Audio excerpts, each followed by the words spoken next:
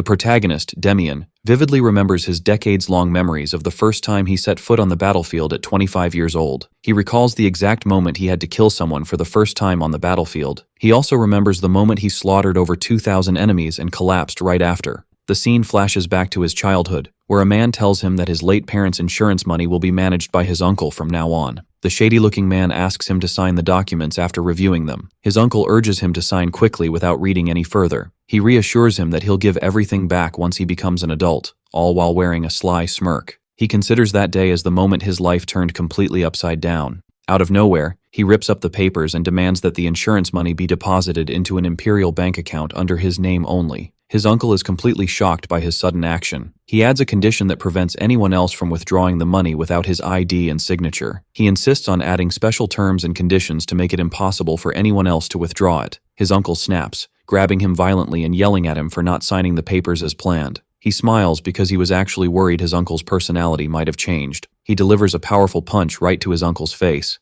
The uncle falls to the ground, and Demian thanks him for remaining the same bad person he remembers. The other man shows his fear and immediately agrees to add the special terms and conditions he requested. He remembers that in his past life, he was only 13 years old and couldn't do a single thing, but now he feels satisfied because he has returned to the past. The scene shifts back to the battlefield, where he curses his current situation. As a commander of 100 soldiers, he wonders how they are supposed to wipe out a force of over 2,000. Even though the operation was a success, he apologizes to his fallen men. He wishes he were just a bit stronger to save everyone. He feels an intense pain and realizes he's dying. He knows his end is near. As he's on the verge of death, all sorts of thoughts race through his mind. He wonders if things would have been different if he had joined the military much earlier. He wishes for just one more chance. He believes he really could have dominated the battlefield alongside his soldiers. He thought he was dead for sure, but he finds himself back in the past, 17 years ago. He checks his body and realizes his mana hole in his lower abdomen, the most critical thing for warriors, is intact. Unlike his past life, his mana hole is perfectly intact, meaning he can master mana this time around. He recalls that in his past life, after his insurance money was stolen, he survived by doing odd jobs in the back alleys. As an orphan abandoned by his guardian, he took the blame for a crime he didn't commit for a gang member and ended up in prison. From there, he was conscripted and dragged right onto the battlefield. He thought his life was over at that point, but he never imagined that someone like him would end up becoming a commander of 100 soldiers. Even though he died in the end, he considers his time in the army precious. Suddenly, he snaps out of his thoughts, sensing an intruder. He pulls a dagger from under his pillow. The intruder slowly opens the door. He attacks him immediately and stabs him. He hits him in the leg but regrets that the stab wasn't deep enough. A second intruder attacks him in a rage, threatening to kill him. He leaps into the air to attack him. He manages to dodge the attack and land a counter-strike. After taking them both down, he wonders who sent them. They collapse to the floor, pooling in their own blood. He grabs one of the dying intruders and asks if Packer sent him. He yells in his face, repeating his question about who sent him, and stabs him again. A third person suddenly shows up, commenting that he's way too terrifying for a kid. He recognizes the newcomer, Mookman, who is surprised that the kid knows him. He realizes that if this guy is here, his uncle's plot was much deeper than he thought. He concludes that 17 years ago, everything was part of his uncle's master plan. He remembers how quickly he was dragged away in his past life, even when he escaped to the back alleys. He realizes everything that happened was orchestrated by his uncle to seize his money. Infuriated, he stabs the intruder he was holding. He realizes his uncle sold him out. He glares at him with a sharp look and leaps to attack him. The guy dodges the attack easily, surprising him. He wonders to himself if he was always this weak. He thinks to himself that he has one special ability. After being beaten thousands of times and escaping death hundreds of times in his past life, he started seeing his opponent's movements. He could now see the exact moment they tried to attack, their gaze, and the direction of their steps. He can see the twist of their waist and the movement of their shoulders. He can see exactly where they are aiming. The enemy attacks him, but he sees that his movements are completely predictable. He easily parries the attack and stabs him. His sword clatters to the ground. He drops to his knees in pain, unable to believe what just happened. He finds it hard to believe that a mere child is doing this to him, and he can't believe he's only 13 years old. Demian asks if he's wondering how he blocked his attack. He explains it's nothing special. He can just see where the attack is coming from and predict everything the moment he lifts his arm. The guy insists that this makes absolutely no sense. Demian tells him to believe whatever he wants, because that's the reality. He threatens him that others will find out, asking if he thinks he's the only one. Demian mocks him, saying he's going to die right here, so how is he going to spread rumors? He calls him smart, so he should know what to do, asking him once again, "Did he send you?" He demands a straight answer if he doesn't want to spend the rest of his life with a limp. The guy marvels at his eyes, which don't look like those of a 13-year-old at all. He confesses that he was ordered to bring him back barely alive. After getting the answer he wanted, he finishes him off. He decides that even if he's leaving, he has to clean up the mess he made first. One of the few things he learned in life is to avoid making enemies if possible. But if he does end up with an enemy, he must crush them completely. Somewhere else, a man is biding his time, thinking the job should be finished by now. Another man tells him not to worry. They'll drag the kid right here once they're done. The masked man tells Uncle Packer that he must be pretty furious to call him out over a mere kid. He holds his swollen face in anger over what Demian did to him. The masked man reassures him it'll be over soon and warns him not to try lowering his fee because of the delay. Then, a knock is heard at the door, and he realizes his comrades have arrived with Demian. The uncle thinks about how much he wants to tear him apart, but holds back because the insurance contract is on the line. He vows to kill him the moment he finishes dealing with the insurance contract. He wonders why his men are taking so long and goes to open the door. When he opens the door, a spearhead thrusts toward him. He barely dodges it only to see him standing there, making him wonder if his men failed. Holding a spear, he confirms his identity and calls him a lackey. The guy is taken aback by being called a lackey. He mocks him, calling him a lackey to that pig, meaning the uncle, which is why he follows his orders. He informs him that he's tripling the mission fee, shocking him. He justifies it by saying they took a massive hit on this mission. He points to the blood on the spearhead, explaining there was an unexpected variable. The uncle remains furious at the thought of paying triple the amount. The fighter threatens to pull out, so the uncle begs him to stay. He screams in fear upon seeing his terrifying glare. He agrees to pay triple because he realizes he's dead meat if he's left alone. The man smiles and agrees to the deal, and says he holds no grudge over what happened to his men, as it's just business. Demian suddenly shows up and says he holds a grudge. He remembers that because of them, he spent half of his past life living like trash in the back alleys. He also remembers how his mana hole was completely shattered. He declares he can't let this slide and tells them to just die without asking questions. The guy calls him an arrogant little brat and lunges at him. He aims for his legs. He realizes he's no ordinary kid, and the two exchange blows, and Demian manages to dodge his attacks brilliantly. The enemy plans to strike his thigh the moment Demian guards his face from a feint attack. He executes his real attack, aiming right for the thigh. He is shocked to find out Demian read his movement, as Demian tells him the real attack was the knife in his right hand. He strikes him with his spear. He calmly says he already knew his plan. The guy screams in rage and vows to kill him. Demian's spear pierces through his body, killing him. He comments that he was stronger than Mookman, but still just a back alley thug. The terrified uncle drops to his knees, begging him to listen. As Demian approaches, he crawls backward, screaming for him to stay away. He tries to run away, but Demian finishes him off. The scene shifts to a man telling him that he will deposit a total of 6 platinum and 650 gold into his account. He confirms he understands, as the first thing he did after wrapping things up was collect his insurance money. He thanks him for his help. The man asks him about his next destination. He notes that his carriage seems packed for a long journey. He announces his plan to enlist in the army. He boards the carriage, explaining that there are some people he needs to meet. He thinks about how his brothers in arms are there, but ultimately, the army is the only place he belongs. He predicts that in 5 years the situation will completely change, leaving most young people with no choice but forced conscription. An era of war that no one can escape is coming. Since he avoided getting his mana hole damaged in the back alleys this time, he thinks it's better to join early through voluntary enlistment instead of waiting until he's 25. He plans to go to the capital and train for a week using the Delft mana cultivation method, then apply to the 3rd training center. This time, instead of being swept away by the era, he's going to dominate it. A week later, he's training hard at the training center.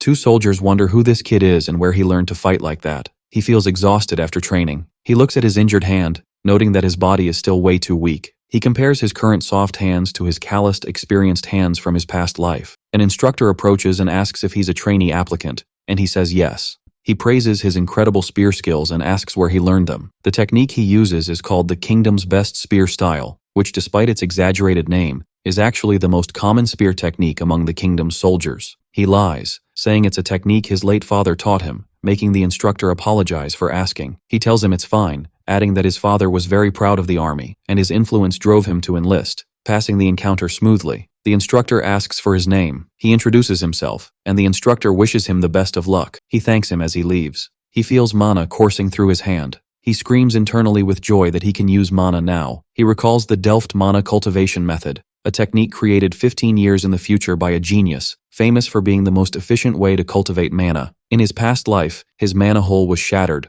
so he desperately memorized the method hoping to rely on it. He remembers how his comrades mocked him for memorizing a cultivation method he couldn't even use anyway. He recalls his anger at their mockery. He thinks all that mockery didn't go to waste, and now all he has to do is pass the test. He remembers someone from this third training center. He wonders what that person looks like right now. The first test was lifting a boulder. It was a simple test, but lifting a rock weighing over 30 kilograms above one's head is no joke, so it weeds out the overly enthusiastic recruits. He lifts the boulder with ease and passes the test. He thinks that since he's reached 1-star mana level, this is nothing. After the first test ends, the start of the second test is announced. The second test is long-distance running. The board instructor explains the rules. The time limit is an hour and 30 minutes, and minor collisions with other applicants are allowed. However, attacking other applicants is strictly forbidden, which is why the instructors will join the race with them. Also, going off course could lead to disqualification. He smirks, thinking this test is going to be fun. He's surprised when another applicant tells him they're in the same group. A blonde kid approaches him, saying he's been watching him for a while. Demian asks why, while feeling like the kid's face looks familiar. The kid asks if he really doesn't know him. He whispers into Demian's shocked ear, "You can use mana." Demian thinks to himself that there's no law stopping commoners from training in mana, but they usually have backing from a wealthy family or a very special backstory. He begins to suspect the kid's identity, and instead of answering the question about his own name, he asks for the kid's name. The kid introduces himself as Abel, and Demian is shocked to realize this legendary figure came from this exact place. He remembers the legend of Abel, the man who became a general and a count at just 30 years old,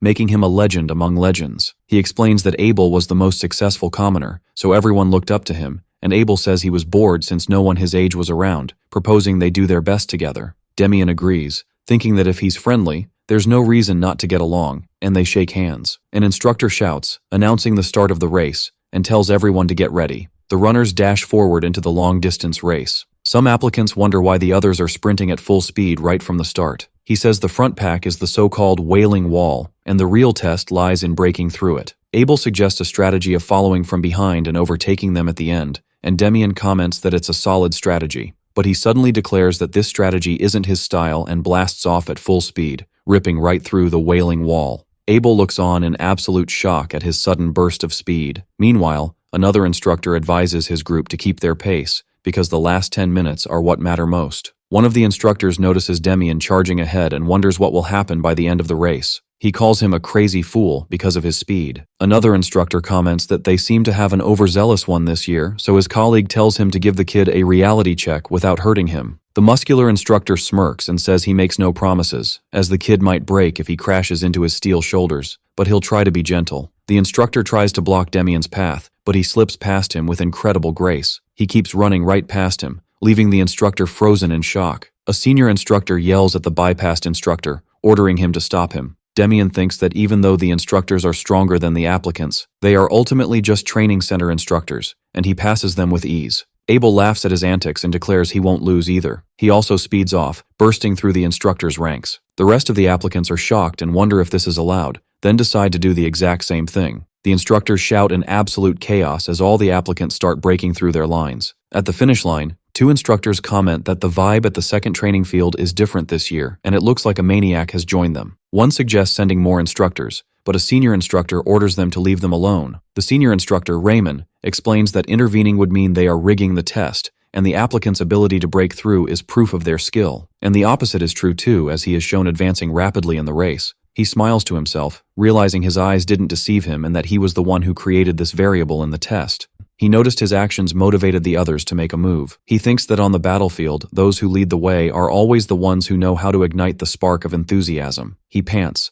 noting that this is the 29th lap out of 30. He's still running hard, and this is his final lap. Abel catches up to him in no time. Demian comments that Abel still looks fresh and asks if he planned all of this. Abel points to the other exhausted runners, saying they would have ended up just like them if they couldn't use mana. He smiles and says, "If you have a trump card, there's no reason not to use it." Demian laughs and calls him a truly interesting guy. Abel returns the sentiment as they both sprint toward the finish line. The instructor announces that both of them passed the test. Somewhere else, someone reports that an interesting young man has joined the third training center. The report adds that instructor Raymond sent the news, and the boy is only 13 years old. The official comments that he's a bit curious, especially since that strict guy was the one who called the youth interesting. The official, a man with an eye patch, asks for the boy's name. Back at the training center, the results are announced, and many applicants are devastated over their failure. Others celebrate their success. while he wonders if succeeding is really worth all this joy. He remembers that during times of war, forced conscription was the norm,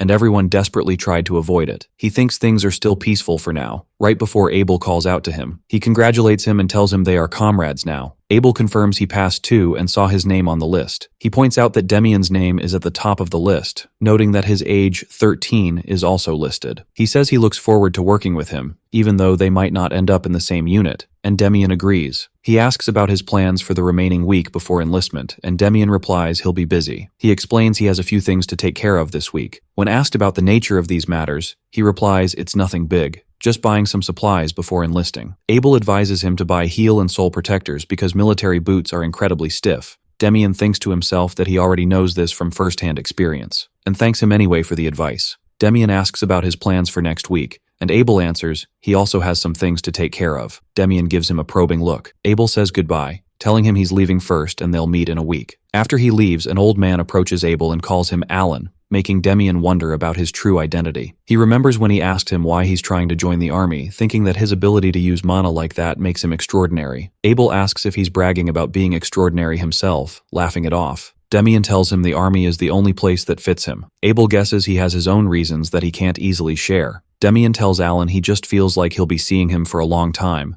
leaving him puzzled. He dismisses his confusion and tells him to go because everything is ready. He reminds him not to call him young master in places like this. Alan apologizes, and they leave together. Demian walks through the streets of the capital, unable to believe how peaceful it is. He remembers that the capital in his past life was a place filled with despair. Beggars were pleading for a piece of bread. He realizes this peaceful atmosphere will change within 5 years, and he must prepare quickly before then. To do that, he first needs to find the Virk Merchant Guild. He knows that when the era of war comes, practical artifacts, weapons, and food will become the most vital things, and that's exactly why merchant guilds will be so crucial. He recalls that in the past, the richest guild on the continent was the Virk Merchant Guild. In a flashback, a soldier informs Demian, who is a captain, that relief supplies have arrived. They watch the Virk Merchant Guild's caravan approaching. One soldier grumbles that they're fighting on the battlefield while the guild just keeps getting richer. Demian scolds him, reminding him that they would have died if it weren't for the wheat and weapons the guild sells. The soldier admits he was just feeling jealous.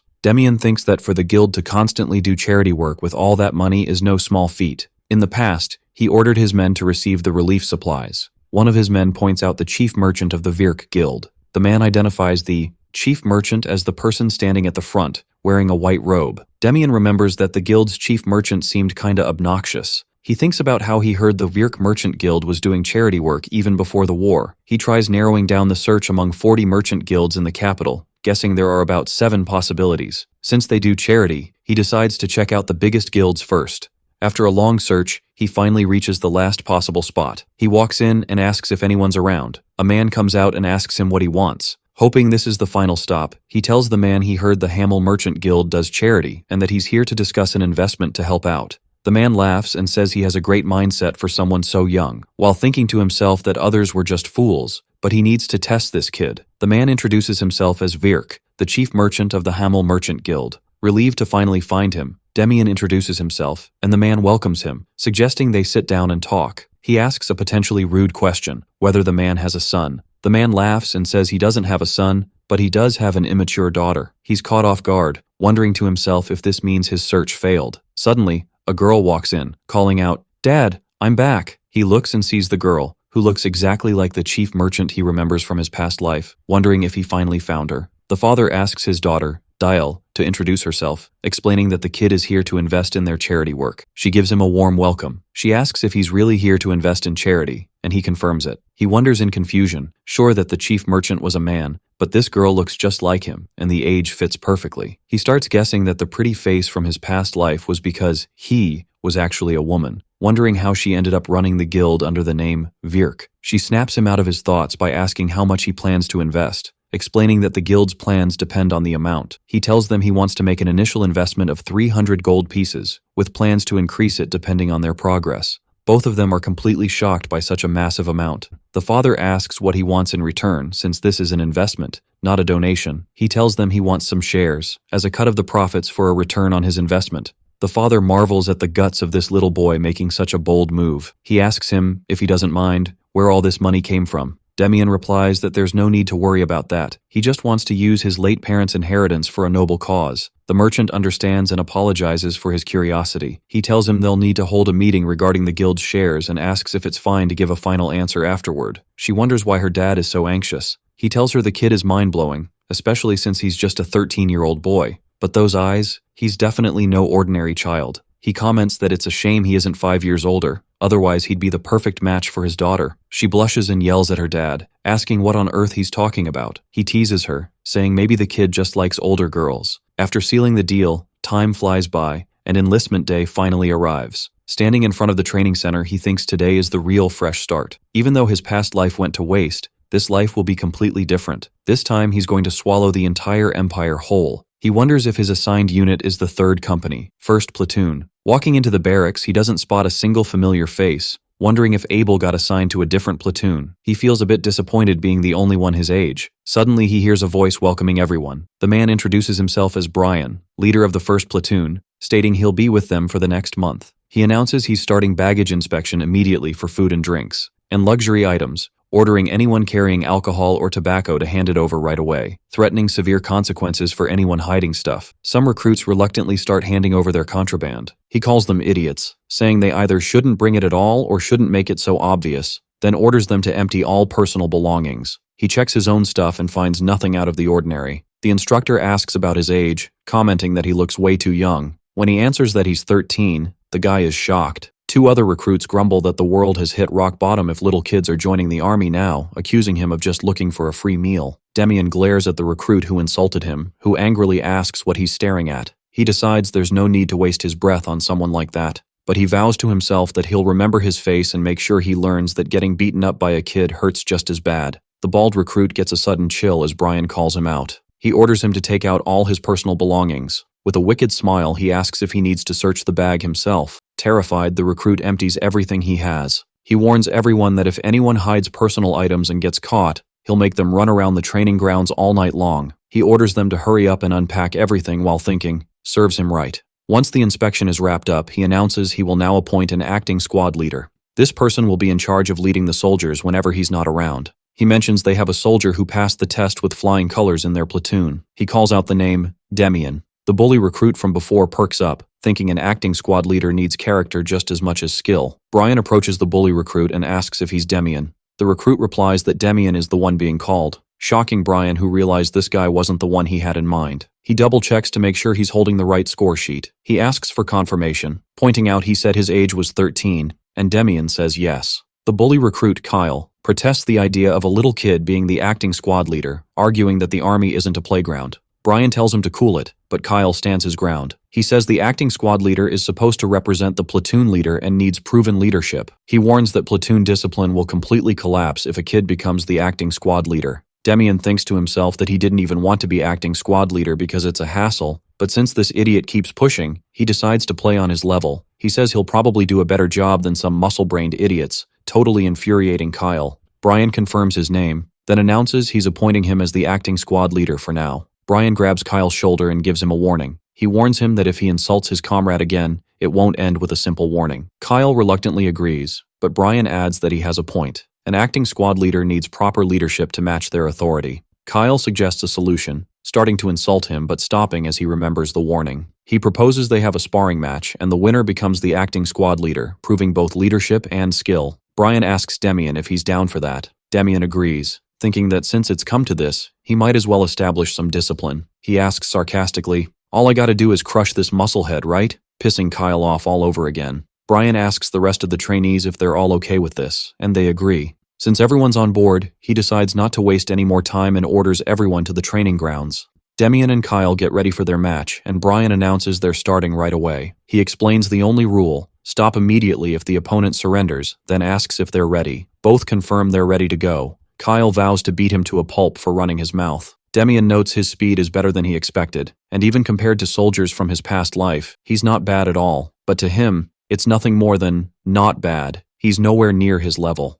Kyle is shocked that the kid dodged his punch like he knew it was coming. He angrily asks where he learned those cheap tricks, vowing he won't dodge the next blow. Demian calls his punch way too slow. Kyle decides if he can just catch him, he'll slam him into the ground. He keeps trying to strike him, but Demian gracefully dodges every move. He wonders in confusion where the kid disappeared to, when Demian suddenly appears right behind him. Demian lands a powerful mana-charged punch on him, and tells him he'll have a hard time standing up after that blow. Kyle struggles to stand, surprising Demian, who didn't expect him to be this tough. Kyle roars in fury, vowing to kill him. He attacks again, but Demian decides to wrap this up right now. He delivers a finishing blow to him, and Kyle collapses to the ground in absolute pain. He loses consciousness and slumps to the floor, leaving everyone utterly stunned. Demian wipes his hands, declaring he took care of the meathead. Then he turns to the rest of the recruits and coldly asks, "Anyone else want a round?" Everyone shakes their heads no in pure terror. Brian announces the end of the match with Demian's victory, officially appointing him squad leader. Kyle wakes up in the infirmary, unable to believe he passed out and got dragged there. He can't remember a thing after being hit in his right side, realizing the very first strike had already knocked him out. He leaves the infirmary feeling completely discouraged. He truly thought no one here could match him, but he ended up utterly defeated.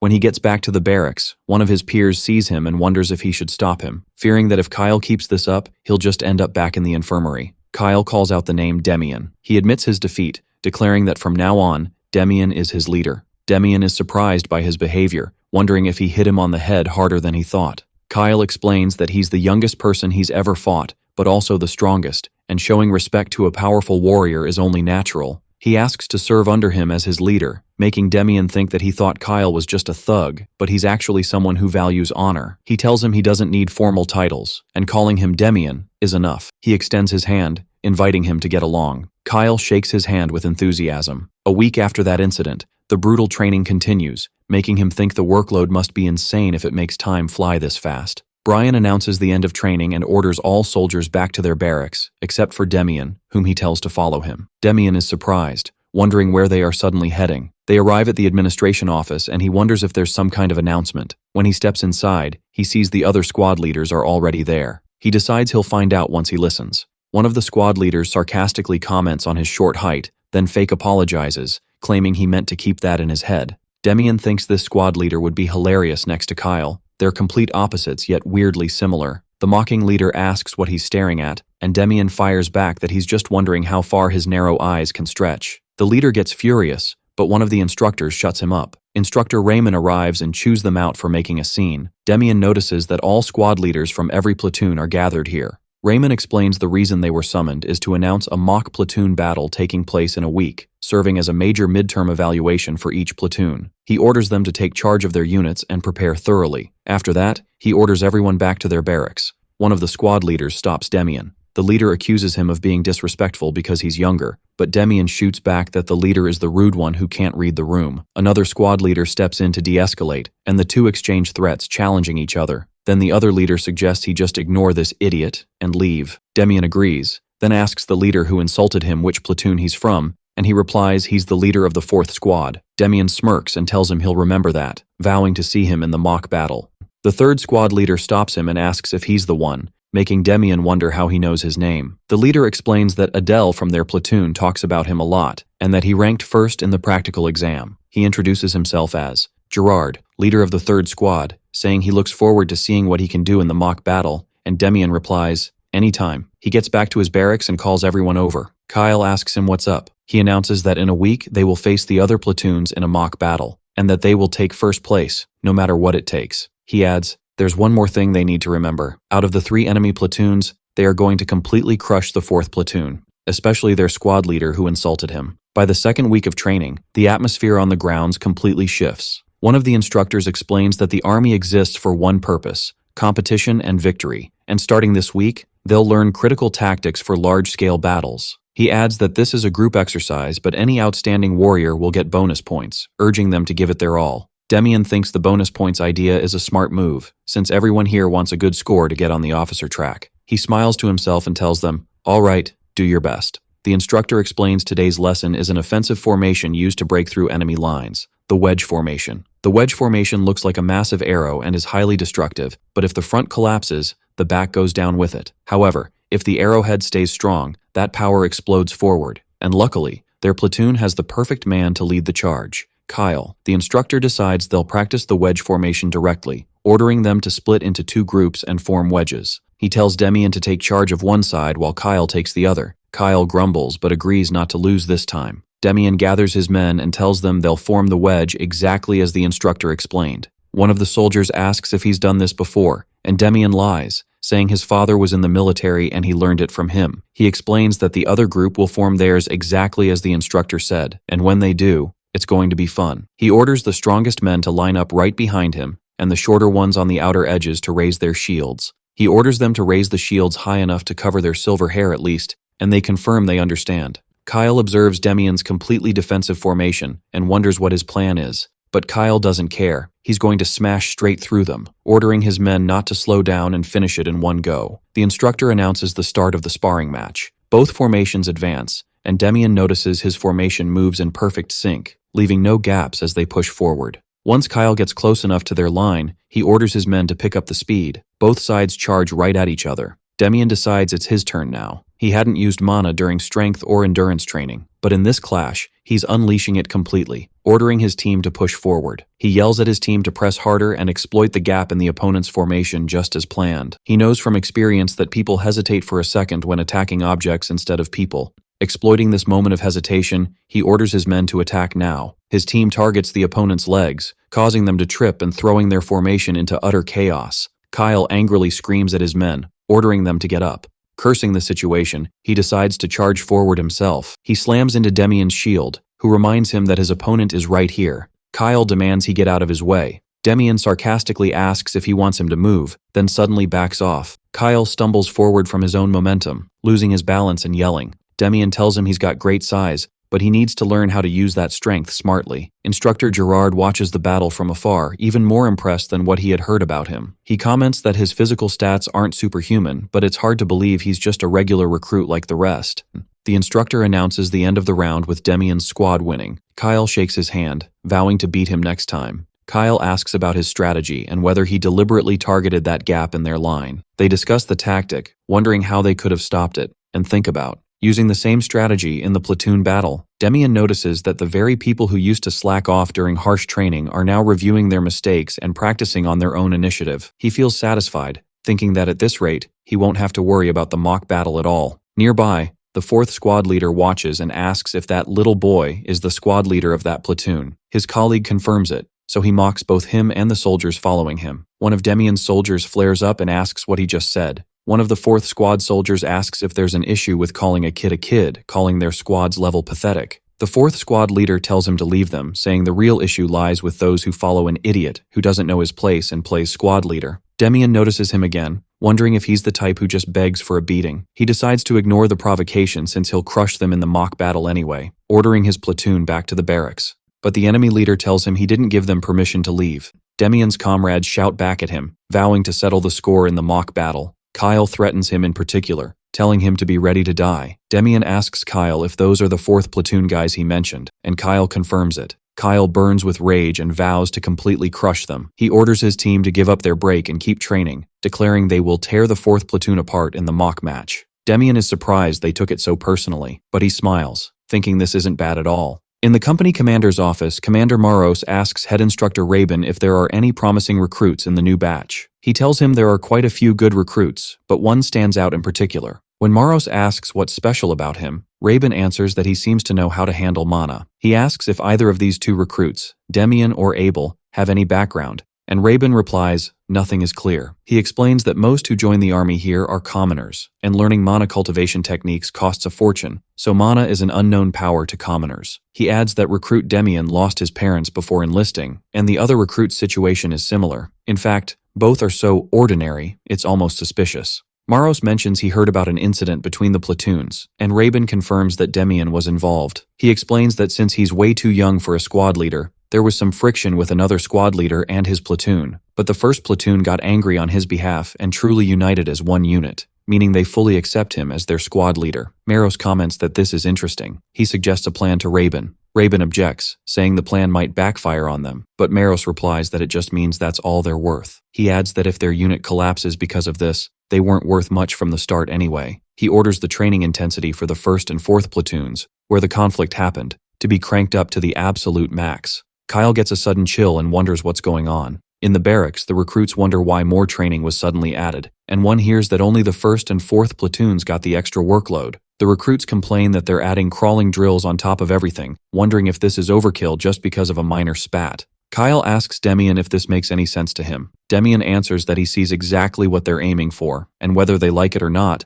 there's nothing they can do about it. He steps into the barracks and addresses his complaining peers, asking if they came here to have fun. He admits that crawling drills will be brutal on their bodies, but if they get through them properly, it's an opportunity to build stamina that leaves everyone else in the dust. He asks if they understand the true purpose of this training, making one of them marvel that even he thinks this way. He tells them whining won't do any good, and while it might be tough since it's their first time doing it, he'll help them get through it. One asks anxiously if they're really going to do it in that rocky field, and Demian sarcastically asks if he thought they'd roll out soft blankets for them. Kyle comments that he talks like he's done this a lot, and Demian replies that he has indeed done it a ton. He recalls spending more than enough time face down on the ground just to stay alive. He adds that this isn't even the real point of crawling drills. Sure, adding more crawling on top of an already brutal training routine only builds more tension, and once your body is covered in cuts and bruises, soldiers on the edge will inevitably start breaking down under that pressure. Overcoming that tension is the real reason behind adding crawling drills. They want to see if the 1st or 4th platoon can hold together tighter under pressure. Since their intentions are crystal clear, he can't just let it slide, ordering everyone to pull out the socks they got from supplies.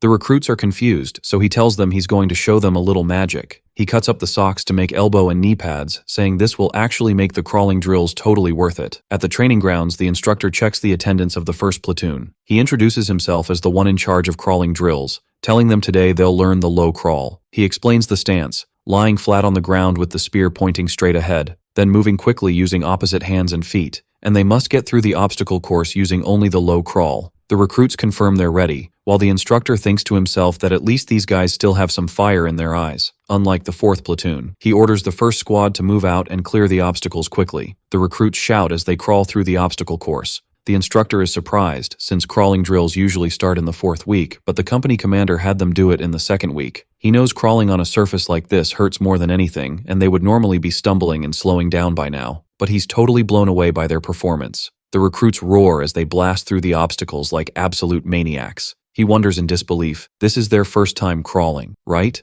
His assistant alerts him, and he asks when the 2nd squad will move out. The recruits shout enthusiastic cheers as they train. The assistant instructor wonders about these guys, noting they are like hungry barbarians. The main instructor notes to himself that he's probably never seen anyone master crawling this well on day 1, even for a crawling instructor. This is a first. Kyle tells Demian this is insane, and thanks to him, he didn't even have to fake being injured. One of the recruits says the ground was rougher than he thought, but the sock pads helped a ton. The recruits praise his genius in cutting up the socks to make elbow and knee pads. The instructor announces the end of crawling drills for the 1st platoon and orders everyone back to the barracks. Kyle asks him where on earth he learned a trick like that. Demian says he learned the trick from his late father, but adds there's one more thing he needs to tell him. Never let the instructor catch you doing it. He remembers how he was punished in his past life with 100 crawling laps for stealing the crown prince's ration. Kyle laughs, while Demian winces in pain from getting slapped so hard on his back. He reflects that only shield and spear training are left, and they'll finally learn the kingdom's best spear style. Although some mock this technique as crude compared to the great family spear arts, it's just as powerful if mastered. The real issue is that most people only learn the basics and give up, but in his past life, this spear art was his only way forward. He pushed himself to the absolute limit and achieved slightly better results, and after meeting his master, he evolved even further. He wonders if his master is still the same, hoping they'll cross paths again someday. He feels exhausted, as one of his peers grumbles about standing guard in full gear in this freezing cold. Kyle notices that the 4th platoon just finished up too. The 4th squad leader yells at his men, asking why they're whining. The two look toward them in surprise. He mocks them, saying that just because they're squad leaders doesn't mean they own the place, accusing them of acting like old men. One of his soldiers comments that the tension is high, wondering if they'd be in the same good mood if they didn't have the pads. Another soldier thanks him, saying his pads saved their skin, while the enemy leader gets pissed at their laughing. They wonder how his squad can be so relaxed after going through the same hell, concluding they must have used a cheap trick. He clenches his fist in rage, vowing to completely wipe them out in the platoon tournament, which is just days away. He vows to crush them and take first place. Time passes, and the day of the platoon tournament finally arrives. The 4 platoons gather, and the instructor announces that the matchups will be revealed soon. Kyle calls out to Demian, noting that he looks a bit different, though he thinks it might just be his imagination. He asks if he got taller, and Demian replies that he's in a growth spurt, of course. Another soldier playfully chides Kyle, pointing out that he was already tall and that he's the one who's freakishly huge. Demian thinks to himself that Kyle instinctively sensed his change. The night before, he successfully advanced his mana technique to the second stage without a hitch, massively boosting the amount of mana in his body. Ever since entering the camp, he had been practicing his mana art every single day. He calls him over and says he wants their platoon to score an overwhelming victory in this tournament. The top 5 soldiers in the tournament get a reward to pick any weapon or armor they want from the armory. Most will go for weapons or armor with one-time defensive enchantments, which are C rank at best. But that's not what he's after. In his past life, he heard about something from one of his subordinates who also came from the 3rd training camp, a ring with a special ability, a permanent effect item, powerful enough to rival a skill book. To get it, they need to win the tournament and take first place overall. Kyle asks if he thinks he can pull it off, and Demian replies, "Of course." Kyle claps his hands and tells everyone to listen up. He loudly announces that their squad leader just said he's going to crush the tournament and take an overwhelming first place. The rest of the soldiers cheer enthusiastically, hyping themselves up that they'll definitely win. The two smile, and then the instructor announces the draw for the first match of the platoon tournament, calling the first platoon forward. He hypes up his team saying, "Let's fight our way to the top." The platoon competition is split into an offensive formation and a defensive formation, and after each match, the teams swap roles for a total of 2 rounds. If the offensive formation fails to capture the flag within the time limit, they automatically lose, and the second platoon gets ready for the first attack. He orders everyone to do exactly as they trained. Then he reminds Kyle of the plan. On his signal, the men in front push forward with everything they've got. The instructor announces the start of the match. The attacking team yells, "Crush them." He orders the defensive team to hold the line and not let the formation break. The attacking team wonders at their opponent's tight defense, finding absolutely no openings, as if hitting a solid wall. The instructors watch the battle, with one noting that the first platoon's formation is a bit unusual. It's a tight setup meant entirely for defense. The second platoon leader orders his men to push now, while Demian yells for a counterattack. The attacking team is caught off guard by the powerful counterpush and falls back. The attacking team's leader screams at his men, reminding them they're the offensive formation and ordering them to defend. Demian seizes this moment and decides to go all out. The attacking team is blown away by his strength, doing all that with just his shoulders, without even using a shield. He orders his men to close in on him. His team keeps pushing forward with perfectly coordinated power. The attacking team's leader wonders how their coordination can be so flawless when they've trained for the exact same amount of time. Demian shouts, spotting a gap, and orders the first platoon to attack. His team shatters the enemy formation, completely baffling the instructors. One of the instructors asks the first platoon leader if he gave them extra training. He admits he's surprised himself, never expecting trainees with only basic training to perform like this, keeping pace on par with elite soldiers who had advanced training. He realizes that the sole reason behind this jaw-dropping performance is Demian. Demian orders his men to spread out and secure some space, completely dismantling the second platoon's formation. Every single day after practice, the first platoon took voluntary extra training from him, and it's finally paying off. He yells to watch the shields, and they follow his instructions precisely. The platoon leader thinks about how he was worried about appointing a kid as acting squad leader,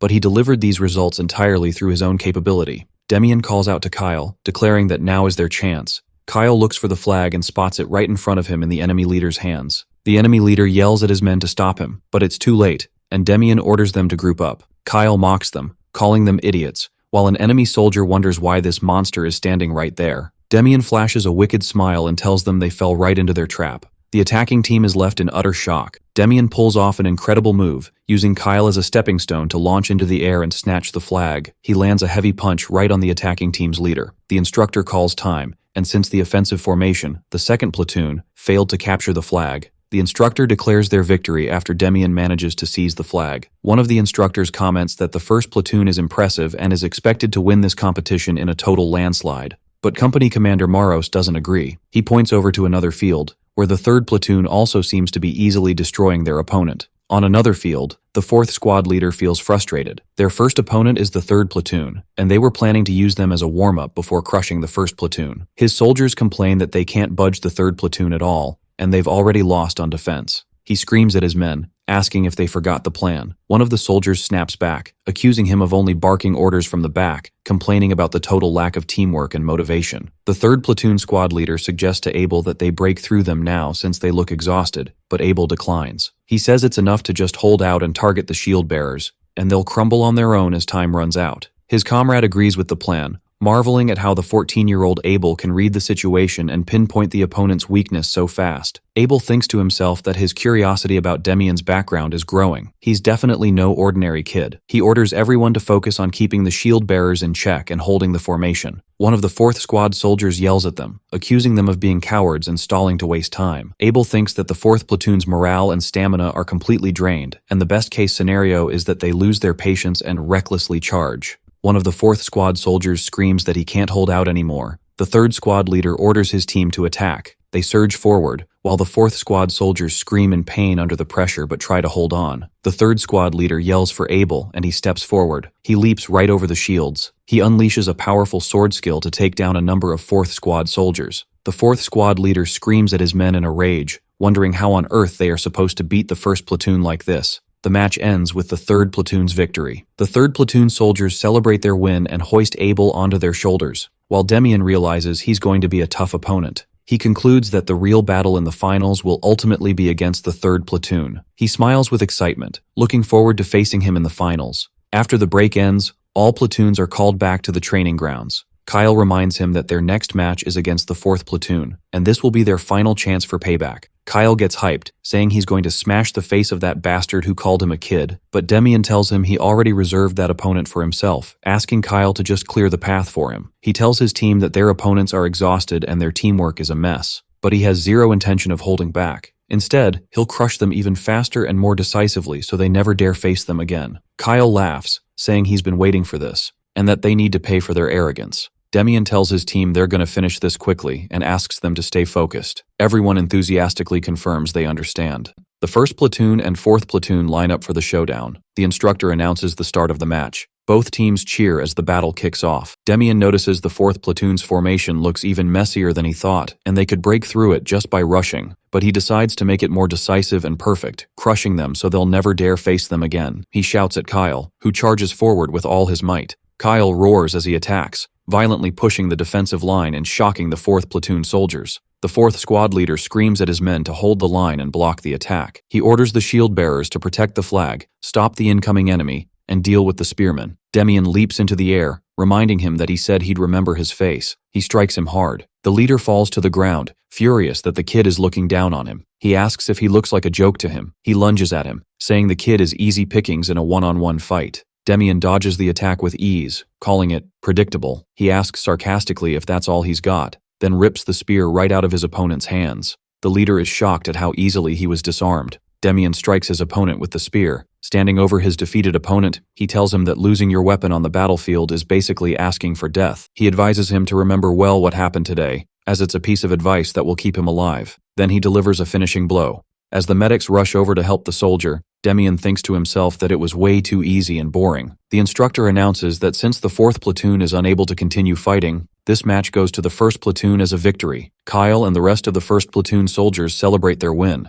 The onlookers watch what happened, wondering how a 13-year-old kid could possess such insane skill. One of the instructors comments that he's practically a miracle and might even be better than them. Another instructor laughs and admits he can't deny it, then notices the arrival of someone important. Leonarch Belkin, a training instructor from the Kingdom's 3rd Division, arrives. The instructors salute him. Leonarch asks Brian if this is the boy he mentioned. Brian confirms it, while the 1st platoon soldiers celebrate by tossing Demian into the air. Leonarch comments that they've got quite an interesting fellow here. In the barracks, the soldiers talk excitedly about a high-ranking figure arriving at the training center. One explains that he's a famous training instructor from the 3rd Division, a total legend among instructors, and even their own trainers stand at strict attention before him. Demian asks for his name. The soldier recalls the name, Leonarch. Upon hearing the name, Demian freezes. He quickly leaves the barracks, leaving his peers completely baffled. The soldier wonders what suddenly came over him. He thinks to himself that he needs to see him with his own eyes to confirm if it's really him. He sees Leonarch and Brian talking. Leonarch points at him and asks if that's the trainee he was talking about.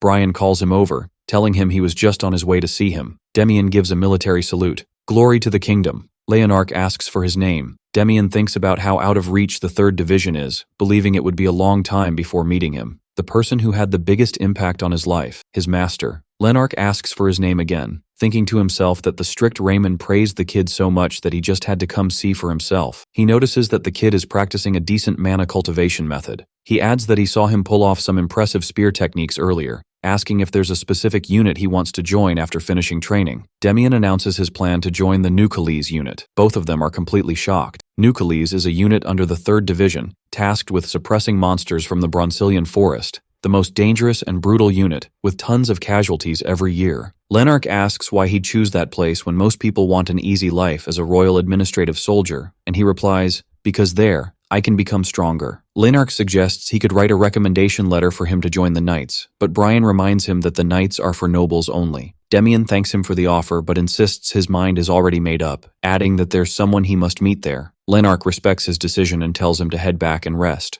Brian tries to stop him, thinking the kid doesn't realize the massive opportunity he just threw away. Lenark asks him if he really thinks this boy made a bad choice. He says Brian clearly missed the look in his eyes earlier. He laughs, wondering where a kid like him came from, and considering he's only 13, it makes things way more interesting. He orders to leave him be, since as long as he's in the 3rd Division, their paths are bound to cross again someday. The next day, the 1st Platoon gears up to face the 3rd Platoon. Demian reassures his team that even though the 3rd Platoon won't be an easy opponent, there's no platoon from any training center that can beat them now. Kyle enthusiastically agrees. Demian says excitedly, "Let's crush them, just like we always do." The match kicks off, with the first attack going to the 3rd Platoon. He orders his team to get into formation. The 3rd squad leader notices this is the exact same formation they used against the 4th Platoon, and it definitely looks rock solid. He tells Abel that his role is critical this time. He orders the advance, and the two teams clash. Demian yells at his men to push the opponents back. The 3rd squad leader notes that this is the same pattern they used yesterday. He screams for Abel to move out now. The 3rd platoon's formation splits open to reveal Abel right in the middle, surprising Demian. Abel attacks, easily overpowering one of his soldiers. Demian is shocked by his strength. The enemy leader screams at his men to break through the enemy defenses now that his attack succeeded. Kyle yells back at them, saying they won't let them do whatever they want. He and his soldiers crash into the 3rd platoon soldiers, wondering where all this power is coming from. Demian thinks to himself that thanks to Kyle, they managed to stop them just in time. He admires Abel's strength, who managed to knock down the shield bearers with a single blow. Abel wonders about Kyle's identity. He's definitely from the north, but what's he doing at the 3rd training center? He admits things have gotten a bit complicated, noticing that big guy glaring straight at him. Kyle remembers Demian ordering him to keep his eyes on Abel no matter what, because if they can stop him, nobody else will be able to break through them. When Kyle asked about his identity, Demian told him he'd know the moment he saw him. He'll know exactly who his opponent is. The 3rd squad leader asks him if he can break through, and Abel replies that he must, whatever it takes. Abel realizes he can't beat him with brute force alone. In that case, there's only one way. He unleashes a powerful spear skill and attacks him. Kyle manages to block the attack, impressing his teammates. Abel tells him he'll keep striking until he breaks.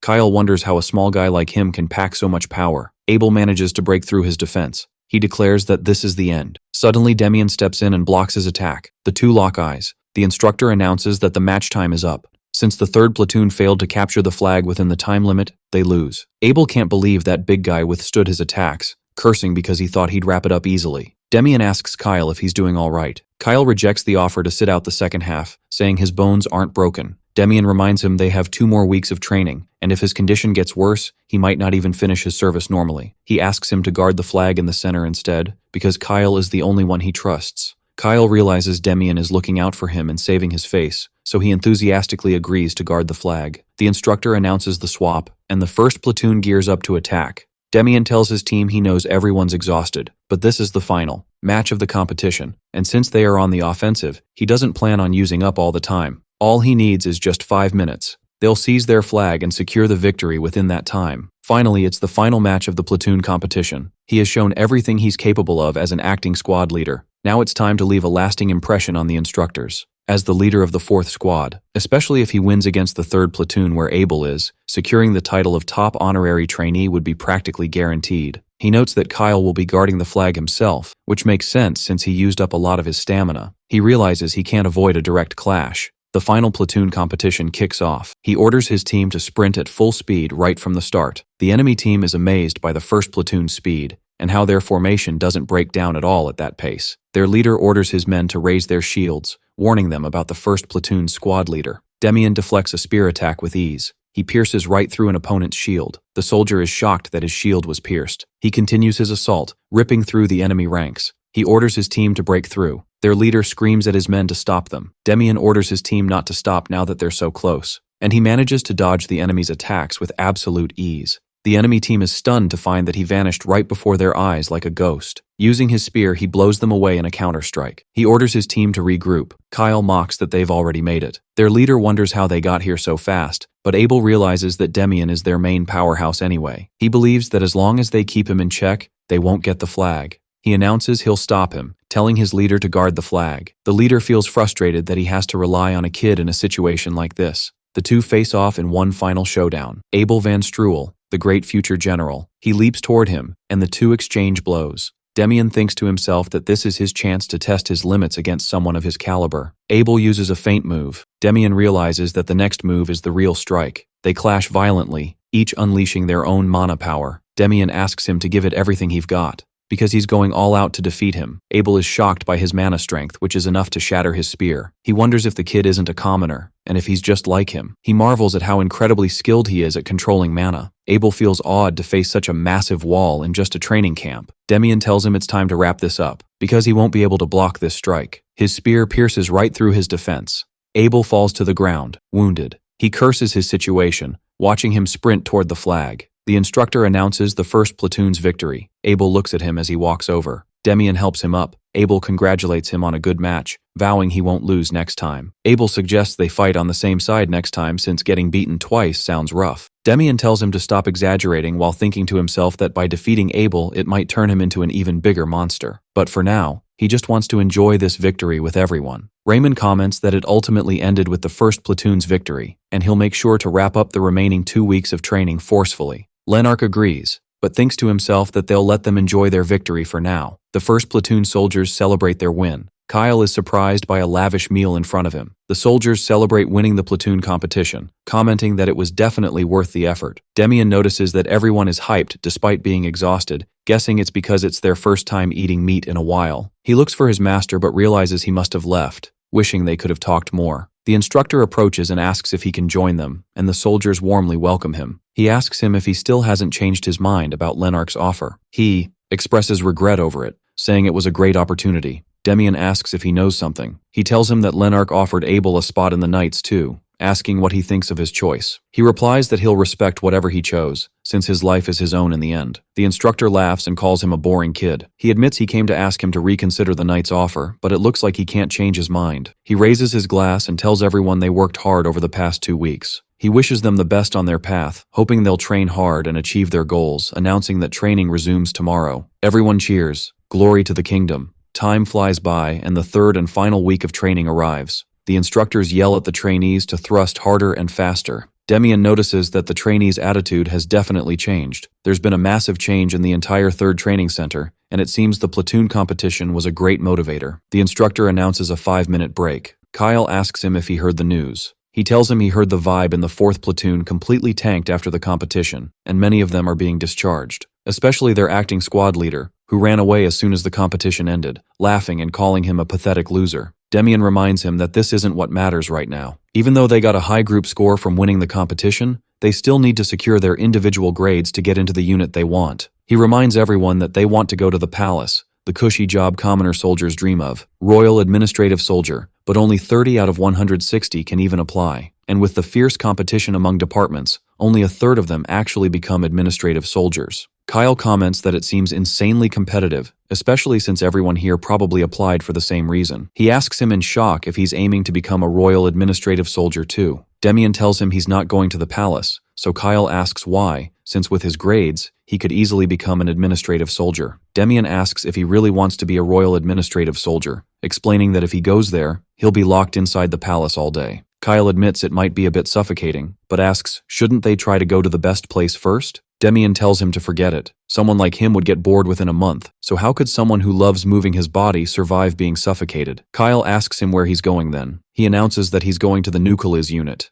Kyle is shocked and yells, asking if he means the same Nucleus unit he's thinking of, calling over his comrades, believing Demian has lost his mind. Demian kicks him and orders him to shut up. Kyle laughs and says he already knew he was crazy, completely and utterly insane, and that's exactly why he looks up to him. The instructor announces the end of the break, and they resume training. The instructors address the trainees, announcing that they worked hard over the past month. Kyle can't believe graduation day is already here, feeling like they just enlisted yesterday. Company Commander Maros tells them he'll be cheering for their future, urging them to keep striving, advancing, and contributing to the kingdom. The instructor calls out to snap everyone to attention.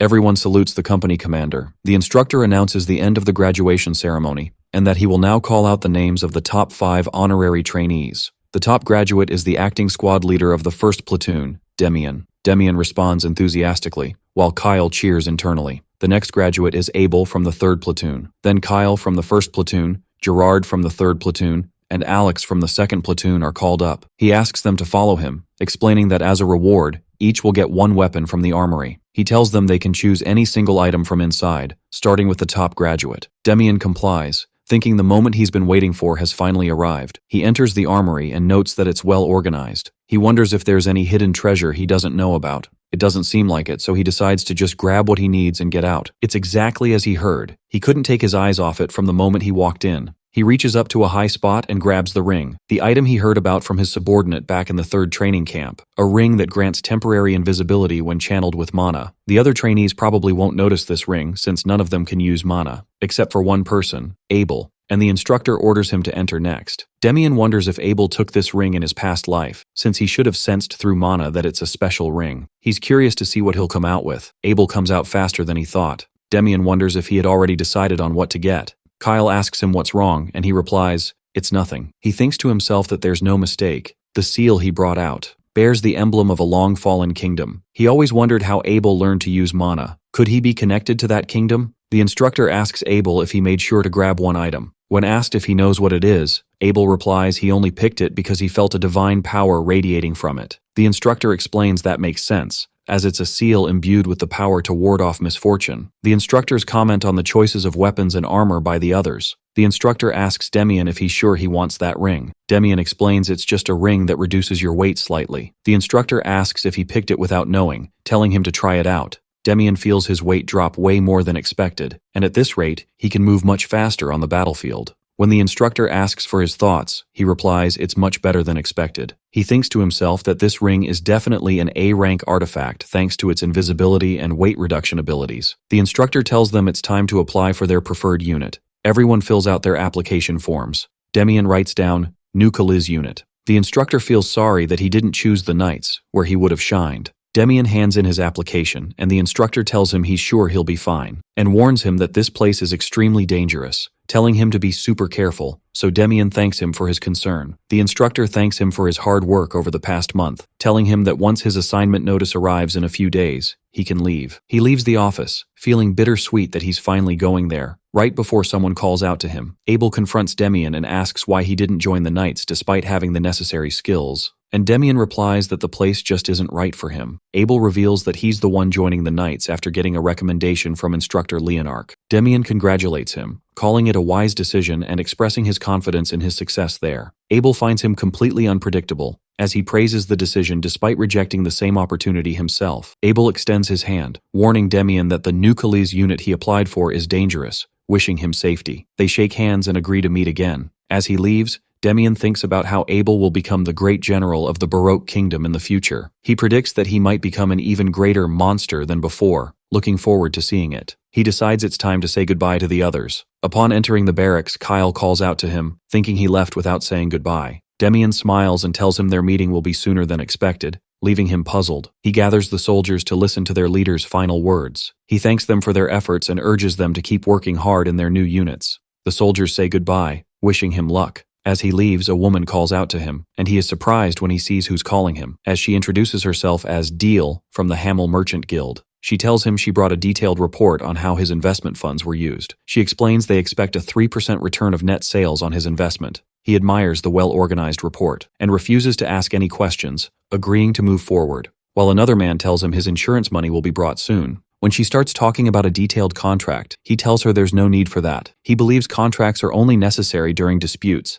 and trusts their ability to manage things. She's surprised by his trust and calls him a unique individual. The man presents a box with the investment money. She's shocked, explaining that the agreed amount was only 300 gold pieces. He explains that the extra amount, exceeding 500 gold pieces, is a bonus for her loyalty. When she suggests modifying the contract, he refuses, and praises their professionalism in preparing the documents despite his young age. She asks about his destination after training. He tells her he's heading west to join the Nucleus unit near the Bronzilian forest. She's shocked and asks if he volunteered, so he scoffs, wondering if the top graduate would be forced to go there. Then he jokes that if he dies, the money will return to the guild anyway. She gets angry and tells him she doesn't appreciate that kind of joking. He's surprised by her sharpness, realizing she's not just a gentle lady. He informs her he'll be leaving in 3 days. She understands and promises to put his money to good use. After her departure, he feels that the investment matters are settled. He decides to enjoy some delicious food before heading to that terrible forest. He spends the next few days eating and drinking until he passes out in the street. Later, near the forest, he wonders if it's time to set off. He feels like he's packed everything, but suddenly stops. He senses someone's presence and discovers it's Kyle. Kyle appears laughing, reminding him of his promise that they'd meet soon. Surprised, Demian listens as Kyle tells him their relationship wasn't going to end at the training center, and reveals that he also applied for the Nucleus unit. The two set off together enthusiastically toward their destination, but Deal suddenly stops them. She appears, expressing her happiness that she arrived just in time. Demian asks about her presence and the carriage. She explains she prepared the carriage to pick them up because the unit is very far away, and adds she prepared food and other supplies, surprising him. She tells him this is a token of gratitude for his loyalty, and that her guild always repays its debts. She bids them goodbye, while Kyle comments on her generosity. She hints that this is an investment too, since he promised to help them later. He laughs, considering her a terrible liar and an interesting character. They say goodbye to her and board the carriage. She remains standing, watching them drive away. On the way, Kyle complains about the rough road, while Demian figures walking would have been way more exhausting. They arrive at the Urkhal garrison, wondering why the place is completely deserted. He guesses they are either hiding from monsters or are in the Bronzilian forest. He recalls that the local residents make a living by gathering the medicinal Amanchu herb from the forest. It's toxic in its raw state but turns into a powerful painkiller after processing. Since 60% of the kingdom's supply comes from here, the residents have no choice but to stay despite the danger. He decides to hurry up and head to the unit's headquarters. As they walk, Kyle spots a dilapidated castle and asks if that's their destination. He doubts anyone can live in a place like this, while Demian catches the smell of blood. Demian tells him someone is approaching. A group of wounded, exhausted soldiers emerges from the castle. They pass right by them and head inside, leaving Kyle shocked at their ghost-like appearance. Demian tells him he needs to get used to it, as this is a place where people fight for their lives every single day. Suddenly, he recalls a moment from his past life, where he asked his soldiers about a soldier's most important duty. The answers varied between obeying orders, crushing the enemy, and dying with honor in battle. He beats up the soldier who suggested dying, pointing out that his answer was the worst. He explains to them that the correct answer is not dying. He orders them to stay alive no matter what. Real strength is staying alive. He returns to the present, smiling sadly as he remembers their faces, since all of them died despite his warning. Demian tells him they need to go inside now, but Kyle hesitates. He reminds him that their goal is to get stronger, and waiting is just a waste of time. Kyle tries to dissuade him, arguing the vibe is awful, but Demian ignores him and walks toward the gate. Kyle catches up, cursing the situation. Inside, a soldier throws his sword to the ground and curses the garrison bastards. One soldier yells in anger, as they were told they'd only face a few orcs, but were blindsided by over 30 orcs and a mage. Another soldier adds that their comrade Charleson's arm is about to fall off, and he'll face a forced discharge if not treated immediately. But discharge isn't an option for members of the Nucleus unit, who were sent here as a disciplinary punishment. They either rot in prison for life, struggle in this hell, or get crushed and kicked out of the unit. The soldier yells again that being discharged with an injury like this means certain death. The unit commander, Gar-On, orders them to call a doctor and a priest from the temple. One soldier objects to the insane cost of priests, explaining that their salaries aren't enough. The commander throws down 20 gold pieces and orders them to use it to treat the wounded soldier. The soldier is shocked, asking wasn't this money meant for the commander's mother's surgery, but he replies that her condition improved and she doesn't need it right away. Moved by their leader's stance, the other soldiers start donating their own money. Even the youngest member, Dianel, tries to help, but a soldier stops him, telling him to use the money to fix his worn-out shoes. He insists on helping, admitting Charleson got hurt because of him. The soldier admires his kindness, while the commander decides to call the priest first. The commander asks him about his age. Dianel replies he's 18 years old, and the commander reflects that a year has passed since their youngest member joined. He hopes Charleson can hold on. Suddenly, a soldier bursts into the room, announcing the arrival of the new recruits. The commander remembers their deployment order, and admits he completely forgot about them due to the battle. He asks Dianel to accompany him. It's time to welcome their successors. In his office, the commander receives Demian and Kyle. He notices Kyle's strong build and figures he might be useful. Then he's shocked to learn that Demian is only 13 years old. He wonders why a boy this weak would volunteer for a place like this, and admits he doesn't understand the minds of young people these days. Kyle tells him that Demian graduated first in his training camp, surprising the commander. But he dismisses it, emphasizing that this place is nothing like the training camp. Demian replies that he's fully aware of that, which piques the commander's curiosity. He orders Dianel to take the recruits, and tells him to assign them 2 beds and let them rest. Dianel orders them to follow him, and explains there are no ranks in the unit except for the commander and his deputy. Seniority is earned solely by how long you survive. He points to a few beds, coldly telling them they won't be using them for long anyway. Kyle angrily asks what he means. Dianel clarifies he's been here for a year and is still considered the new guy. Out of nowhere, he kicks Kyle's leg hard and reveals the horrifying truth. Everyone who joined after him has died. He orders them to unpack their belongings and clean the barracks. Kyle complains about his rudeness.